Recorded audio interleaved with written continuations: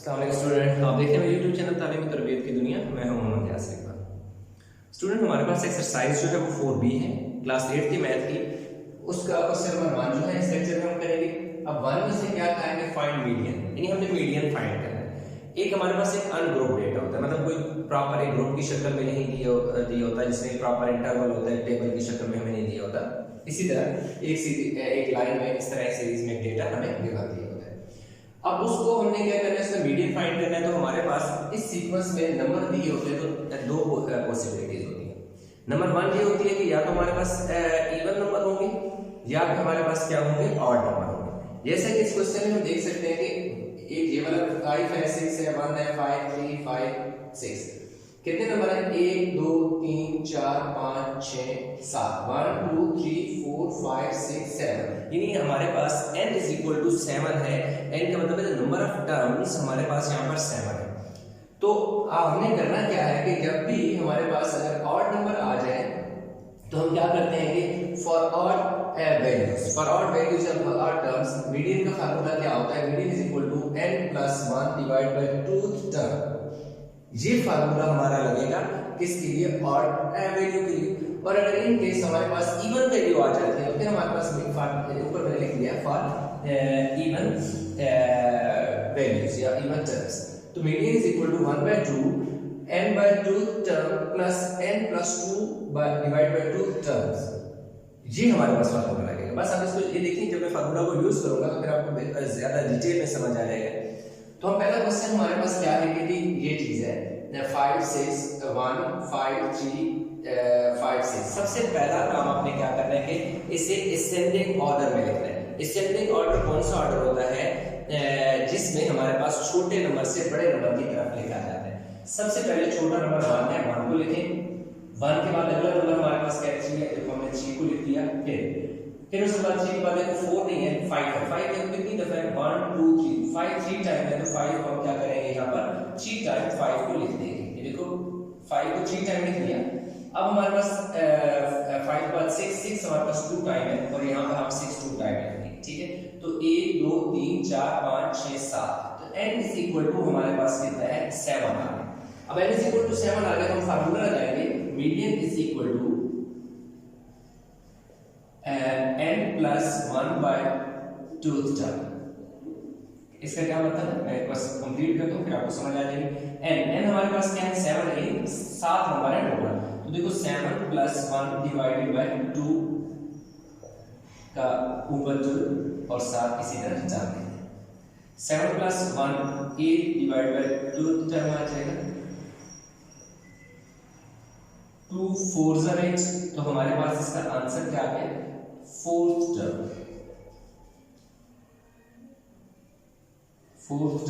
ये हमारे पास इसका मीडियन 4th टर्म आ गया। अब 4th टर्म का क्या मतलब? 4th टर्म का ये मतलब है, ये देखो आपके पास फर्स्ट टर्म है, ये सेकंड टर्म है, ये थर्ड टर्म है, ये आपके पास 4th टर्म है। ये जैसे इसके ऊपर मैंने एरो लगा दिया, ये मेरे पास 4th टर्म है, ये 5th 6th 7, तो मेरा मीडियन क्या आ गया? Median is equal to 5। ये मेरा क्या आ गया जी? मीडियन 5 आ गया।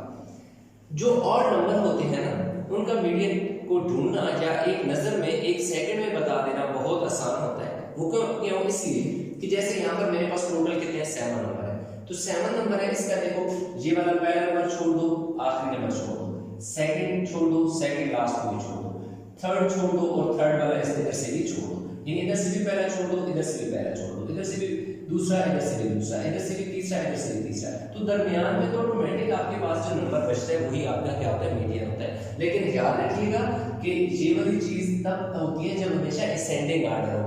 असेंडिंग ऑर्डर से मुराद कि छोटे नंबर से बड़े नंबर की तरफ हो। देखो इसमें कोई ऑर्डर नहीं दिया होता, छोटा बड़ा मिक्स अप हुआ था। हमने उसे प्रॉपर पहले असेंडिंग ऑर्डर में लिखा, यानी छोटा नंबर फिर उससे बड़ा, फिर उससे बड़ा और फिर उससे बड़ा, इस तरह लिखा। उसमें जो हमारे पास मिडिल टर्म होती है वो हमारा मीडियन होता है in case of odd value.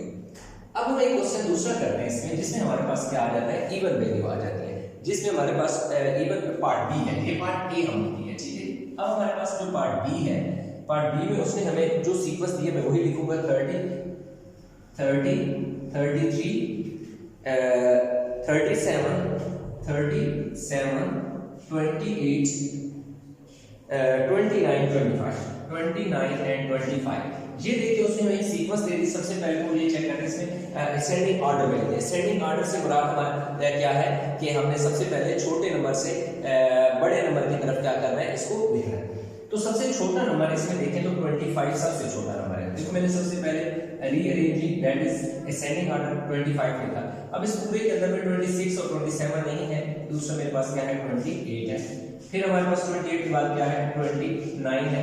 देखो ये भी लिख लिया 28 29, फिर 30 ये देखिए 30 हमारे पास आ गया, इसको भी टिक करके 33 हमारे पास आ जाएगा और लास्ट में हमारे पास कितना आ जाएगा 37।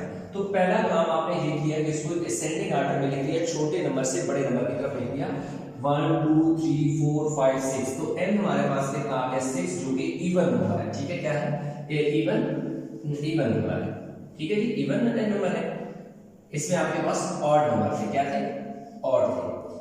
अब देखो इवन नंबर के लिए मेरे पास जो फार्मूला है वो कौन सा लगेगा, मैं दोबारा देख लेता हूं। 3 पे 3 होती है 6।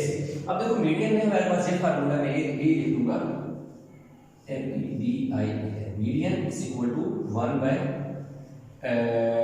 2। अब क्या है n by 2 है तो n की जगह में क्या लिख दूंगा 6। अब इनको फार्मूला लिखते हैं, जगह मेरे पास काम है तो मैं यहीं से वैल्यू पुट करूंगा। n by 2 है तो n की जगह में क्या लिख दूंगा, n की जगह में लिख दूंगा 6 डिवाइड बाय 2 टर्म ये आती है, ठीक, term plus n 6 plus 2 divide by 2 term, ऐसे लिखते हो। अच्छा एक और चीज मैं बता दूं, मे भी कहीं आप फार्मूला पढ़े या आपको कहीं टीचर बताएं तो इसको वो यूं भी लिख देते हैं, यूं भी लिखा जा सकता है n प्लस 1 ये भी होता है n by n plus 2 divide by 2 को हम n बाय 2 प्लस 1 भी लिखा होता है। लेकिन ये चीज इसी में चेंज हो जाती है, क्योंकि देखो ये एलसीएम लिया 2 आ गया, ये n इसी तरह आ गया। अब क्योंकि इसके नीचे कोई नंबर नहीं है तो जो एलसीएम है 2 से मल्टीप्लाई होगा, तो ये चीज इससे ये चीज बनाई जा सकती है, या इसको रिवर्स उसी तरह वो चीज बना देंगे। वो कैसे बनेगा, जब n के नीचे भी 2 लिख दे, इस 2 के नीचे भी 2 लिख दे, यानी अगर इसको दोबारा चेंज करें तो n by 2 और 2 by 2 करोगे तो n by 2 हो जाएगा और 2 1 जा 2, तो ये दोबारा वही चीज बन जाएगी। तो इसलिए सिर्फ आपको बताने का मकसद ये है कि इन केस अगर आपको ऐसा फार्मूला कहीं लिखा हुआ मिलता है या आपको टीचर की क्लास में करते हैं तो परेशान होने की बात नहीं, एक ही चीज है। चलिए अब n की जगह मैं ये बता रहा हूँ कि n की जगह मैंने इस फार्मूले में 2 जगह n था, मैंने दोनों जगह 6 पुट किया। 6 क्यों पुट किया, क्योंकि मेरे पास यहाँ पर 6 टर्म है, पहली दूसरी तीसरी चौथी पांचवी छठी। ठीक है, तो अब देखिए 1 by 2 मेरे पास इसी तरह आ गया।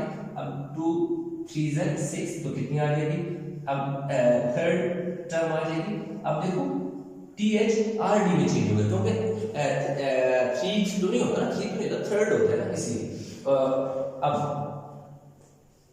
प्लस देखो 6 में 2 ऐड करेंगे तो 8 हो जाएगा, 6 प्लस 2 8, 8 डिवाइड बाय 2 कितना हो जाएगा 4, ये 4 टर्म हो जाएगा। ठीक है, अब क्योंकि ऑलरेडी हमने प्रॉपर सीक्वेंस में ऑर्डर में लिखा हुआ है, इसलिए हम क्या करेंगे, ये फर्स्ट टर्म है, ये सेकंड टर्म है, ये थर्ड है, इसके ऊपर एक एरो डाल देंगे और फोर्थ टर्म के ऊपर भी एरो डाल देंगे। क्यों, थर्ड और फोर्थ टर्म को हमने ऐड करना है।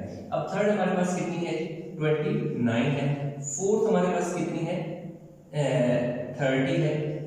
अब देखिए, अब अगर हम इन दोनों को ऐड करें तो ये 0 प्लस 9 9 हो जाता है, 2 और 3 5 हो जाता है 59। अब हमने सिंपल क्या करना है, 59 को डिवाइड बाय 2 करना है तो 29.5 आ जाएगा। कितना आ जाएगा 29.5 हमारे पास इसका क्या आ जाएगा, मीडियन आ जाएगा। Median is equal to 29.5। कैसे देखें, 59 को अगर 2 पे डिवाइड करें तो 4 जा 8, 1 बचा, ऊपर से 9 2 कितना 2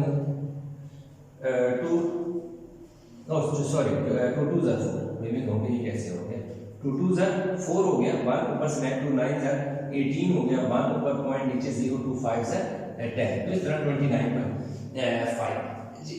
इधर मैंने आपको क्या कहा था कि आप पहला नंबर छोड़ दें, इधर से लास्ट छोड़ दें, फिर इस तरह इधर से सेकंड और इधर से सेकंड, इधर से थर्ड, इधर से थर्ड, दरमियान में एक बड़ा बचता है, वो यहाँ पर मीडियन आपका हमेशा आ जाएगा। लेकिन इसमें अगर हम बात करें जिसमें हमारे पास इवन नंबर होते हैं, देखो अगर पहला छोड़ दें दूसरा, इधर से पहला छोड़ दें, इधर से दूसरा छोड़े, इधर से दूसरा छोड़े, और अगर इधर से तीसरा और तीसरा दोनों छोड़े तो बीच में तो कुछ बचेगा ही नहीं। तो इसका मतलब क्या हुआ कि इन दोनों में 29 और 30 में कितना डिफरेंस है? एक नंबर का डिफरेंस है। 30 और 29 और 30 में एक नंबर का डिफरेंस है। तो जो एक नंबर है उसको हाफ करेंगे, हाफ इधर आ जाएगा और हाफ उधर चला जाएगा, तो दरमियान में आपके पास यहाँ पे दरमियान निकलेगा इसका 0.5 इसमें ऐड होगा और इसमें सब्ट्रैक्ट होगा, क्योंकि 1 का डिफरेंस है ना, तो इसलिए 29 में पॉइंट ऐड करेंगे दरमियान में वाला पॉइंट 29.5 ऑटोमेटिक आपके पास आ जाएगा। ये जो ऊपर क्लास लगाया जस्ट आपका कंसेप्ट बिल्ड करने के लिए, आपको समझाने के लिए बताया, अदरवाइज कुछ भी ऐसा नहीं है। तो इस तरह हमारे पास जो इसके पार्ट है वो दोनों हमने क्या कर लिए हैं, ए भी कर लिया, बी भी कर लिया, सी भी कर लिया, एस में सॉरी बी भी कर लिया, सी और डी भी करा देता हूँ, ताकि स्टूडेंट बार बार कहते हैं सर ये वाला भी पार्ट करा दें, ये भी करा दें, तो इसलिए चलिए हम ऐसा करते हैं कि सारे पार्ट कर लेते हैं, ताकि इस किस्म का भी कोई स्टूडेंट हो ताकि उसके सारा मसला एक ही लेक्चर में उसको मिल जाए। तो जो नेक्स्ट है हमारे पास पार्ट सी है। नेक्स्ट हमारे पास पार्ट क्या है जी, वन का पार्ट सी है। अगर वन के पार्ट सी की बात करें 1.2 1.1 1.1 1.2 4.1 4.1 3.2 4.1 3.2 4.1 आ गया, 1.6 2.8 1.6 और 1.6 और 2 पॉइंट क्या आ गया जी 8 आ गया, 2.8 आ गया। तो अब देखें हम इनको क्या करेंगे, ऑर्डर में लिखेंगे, प्रॉपर सीक्वेंस में लिखेंगे। सबसे पहले छोटा नंबर, ऑलरेडी छोटा नंबर लिखा हुआ है, यानी असेंडिंग ऑर्डर में 1.1 1.2 भी ऑर्डर में लिखा हुआ है, कामा 1.2, उसके बाद देखो 1.1 भी हो गया, 1.2 भी हो गया। अब हमारे पास 2 पॉइंट कुछ भी नहीं है, ठीक है। 2 के बाद हमारे पास ये है 2.8 है, ये वाला 2.8 एक ही है 2 वाला। उसके बाद 3 वाले की बारी आती है, ये देखिए 3 वाला है 3.2 है, देखिए अच्छा सॉरी इसमें एक नहीं लिखा 1.6 नहीं है, 1.2 के बाद 1.6 भी है, 1.6 के बाद हमारे पास 2.8 है ये वाला, 2.8 के बाद 3.2 है। अच्छा 4.1 दो दफा है, तो 4.1 और 4.1 इसी तरह हमारे पास 4.1 दो दफा है, तो हम 4.1 को ऐसा करते हैं कि दो बार लिख लेते हैं। इसमें देखते हैं कि हमारे पास n क्या है, n इज इक्वल टू कितना है, 1 2 3 4 5 6 7, n इज इक्वल टू क्या है 7 है। तो बहुत आसान सी बात है। अच्छा इसमें क्या है कि ये 2 टर्म ही कंसीडर होगी, ये देखो इन दोनों को अलग किया एक गामा से, तो ये जो 1.1 है ये 1.1 एक टर्म है, ये 1.2 दूसरी टर्म है, ये 1.6 तीसरी है, ये वाली आपके पास चौथी है, पांचवी छठी सातवीं।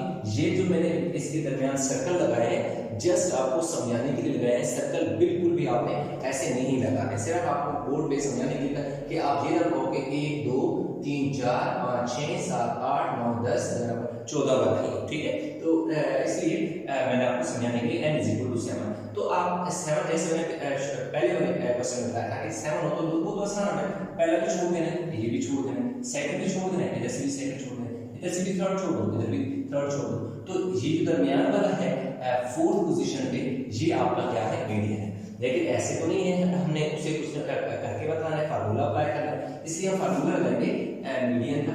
मीडियन इज इक्वल टू क्या है n/2, n की जगह हमारे पास 7 + 1 डिवाइड बाय 2th टर्म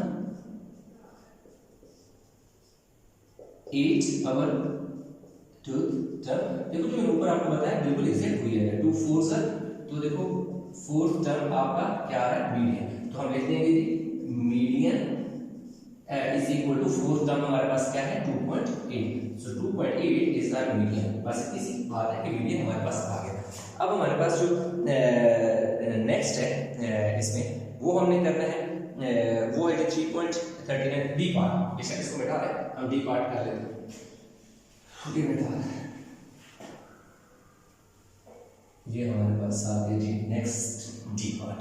अब देखो जो 1 का पार्ट डी है, अब देखिए जो 1 का पार्ट डी है उसमें 39.6 है, 39.6 क्या ऐसा करता हूँ कि अब मैंने सारा हमें समझाया हुआ है, तो बार बार लिखने के बजाय मैं ऐसा करता हूँ कि इसको जो अरेंज किया हुआ है मैं उसी तरह लिख देता हूँ, अरेंज कर कर लिख देता हूँ। तो सबसे पहले मेरे पास तो 4.7 5.5 4.7 5.5 4.7 5.5 8.4 12 8.4 12 12 का मतलब है 12.0, आप जो भी लिख सकते हैं, ठीक है, इसलिए मैंने वैसे लिख दिया, आप 12 भी लिख सकते हैं। 13.5 नेक्स्ट है 13.5 13.5 22.6 22.6 22.6 31.3 31.3 and then last is 39.6 39.6। इस फार्मूले का चलिए ये हमारे पास क्या है टोटल टर्म है। अब हम चेक करें इवन है या ऑड है। हम सबसे पहले चेक करते हैं 1 2 3 4 5 6 7 8 n इज इक्वल टू 8 है, यानी 8 टर्म है हमारे पास। तो इसका मतलब ये हुआ कि हमारे पास जो फार्मूला लगेगा वो इवन वाला लगेगा।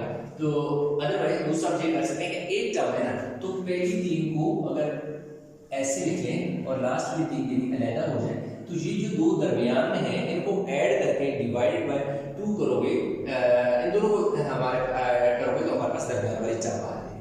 लेकिन हम प्रॉपर फार्मूला लगाएंगे मीडियन 1/2 क्या है n/2 है, तो n हमारे पास क्या है 8 divide by 2 term plus n+2 n+2 मतलब 8+2 क्योंकि n के यहाँ पर हमारे पास 8 है 2 टर्म। अब 2 4 8 1/2। अब हमारे पास पीछे क्या बचा ये आ गई 4 टर्म प्लस 8 में 2 ऐड कितने हो गए 8+2 10 10 को 2 पे डिवाइड करो 5 फिफ्थ टर्म। अब देखिए हमारे पास क्या आ गया 1/2 फोर्थ टर्म देखें ये फर्स्ट ये सेकंड ये थर्ड ये फोर्थ ये फिफ्थ। तो कह रहे हैं फोर्थ टर्म को ऐड करें दैट इज 12.0 प्लस 13.5। अब देखिए मैं 12.12 बुक में 12 दिया हुआ है लेकिन मैंने 12.0 लिखा हुआ, इसलिए लिखा अभी आपको मैं बता दूं कि मैंने 13.5 में मैंने क्या ऐड करना है 12.0। तो ऐसे यानी पॉइंट को पॉइंट के नीचे रखना, पॉइंट से पहला नंबर पहले बाद में वाला बाद में। अब अक्सर पेपर जब चेक किए जाते हैं तो उनमें जो स्टूडेंट मिस्टेक करते हैं वो क्या करते हैं कि 13.5 होता है और बाकी नंबर सिर्फ अगर ग्रुप 12 लिखा होता है ग्रुप 12 को यूं लिख देते हैं, 12 को ऐसे लिखते हैं और वो कुछ ऐसे उन्होंने किया होता है ये किया होता है 14. तो असल में 12 का मतलब है अगर पॉइंट नहीं दिया हुआ तो इसका मतलब है पॉइंट एंड पे है। तो इसलिए ये वाली मिस्टेक हो जाती है, बना बनाया क्वेश्चन सारा प्रोसीजर ठीक करने के बावजूद भी नंबर काट जाते हैं। तो इसलिए थोड़ा सा कंसंट्रेट करना पड़ता है, चीज़ों का कंसेप्ट बनाना पड़ता है। इसलिए मैं एक चीज़ कंप्लीट कराता हूँ, साथ साथ जो मिस्टेक हमारे रोज़मर्रा हमारे सामने आती है पेपर्स में वो भी आपके साथ शेयर करते रहता हूँ ताकि वो चीज़ें आप रिपीट ना करो। यही हमारा एक फीडबैक होता है जो टीचर को देना ज़रूरी होता है फीडबैक बच्चों को, ताकि हमें पता चले कि हमारी जो मिस्टेक है वो क्या है, ताकि नेक्स्ट टाइम हम रिपीट ना करें या फिर हम कोई दूसरा मिस्टेक करें तो दूसरों की गलती से सीखना भी हमारे लिए सक्सेस का हिस्सा होता है। 25.5 अब हम क्या करें इसको 2 पे डिवाइड कर लेते हैं। 25.5 को हमने 2 पे डिवाइड कर लेना, 2 1 2 इस 5 को नीचे लें, 2 2 4 1 बचा, पॉइंट ऊपर भी आ जाएगा, पॉइंट यहाँ पे भी आ जाएगा 5, 2 7 1.4 हो जाएगा और पीछे हमारे पास क्या बच जाएगा जी 1 बच जाएगा। तो इस तरह हमारे पास क्या आ जाएगा जी ये तकरीबन इसका हाँ मतलब पॉइंट का होगा तो हमारे पास 0 to 5 तक करना आ जाएगा, ठीक है। तो हमारे पास क्या आ जाएगा 12.75 ये हमारा क्या आ गया जी median, that is the D part of question number 1। तो हमने कर लिया जी कंप्लीट, इसके सारे पार्ट हमारे हो गए जी कंप्लीट। आई होप कि क्वेश्चन समझ आ गया होगा। क्वेश्चन में किसी किस्म की कंफ्यूजन है मुझे कमेंट में बता सकते हैं। वीडियो को लाइक जरूर किया करें, शेयर किया करें, कमेंट में अपने जैसे कैसी लगी वीडियो आप उसको जरूर बताया करें। तो इंशाल्लाह मिलते हैं एक नए लेक्चर के साथ। तब तक आपने बहुत सारा ख्याल रखना अपना, और मुझे दुआ में ज़रूर याद रखिएगा। अल्लाह हाफिज़।